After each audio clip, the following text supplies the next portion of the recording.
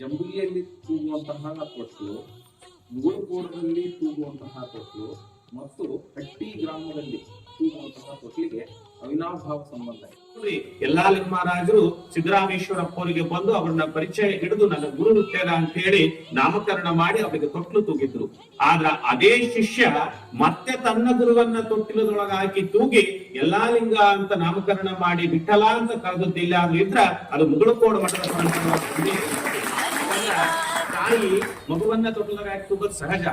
ಆದ್ರ ಮಗನೇ ಮತ್ತೆ ತನ್ನ ತಾಯಿನ ತೊಟ್ಟಲ್ದಾಗ ಹಾಕಿ ತೂಗದ ಇದಲ್ಲ ಈ ಜಗತ್ತಿನ ಅದ್ಭುತಗಳ ಒಂದು ಅಂಥ ಪರಂಪರೆ ಈ ಮುಗುಳುಕೋಡ ಮಠದ ಪರಂಪರೆ. ನಿತ್ಯ ಸ್ಮರಣೆ ಮಾಡಿಕೆಂತ ಆ ಮಹಾತ್ಮರ ಭಜನೆ ಮಾಡಿಕೆಂತ ಅವರ ಈ ಸನ್ನಿಧಾನದೊಳಗ ಅವರ ಈ ಕ್ಷೇತ್ರದೊಳಗ ಯಾರೆಲ್ಲ ನಾವು ಬಂದು ಪ್ರಾರ್ಥಿಸಿ ಭಕ್ತಿಯಿಂದ ಶ್ರದ್ಧೆಯಿಂದ ನಾವಿಲ್ಲಿ ಸೇವೆ ಮಾಡಕತ್ತೀವಿ, ಶುದ್ಧಾಂತಕರಣದಿಂದ ನಾವು ಭಕ್ತಿ ಮಾಡಕತ್ತೀವಿ.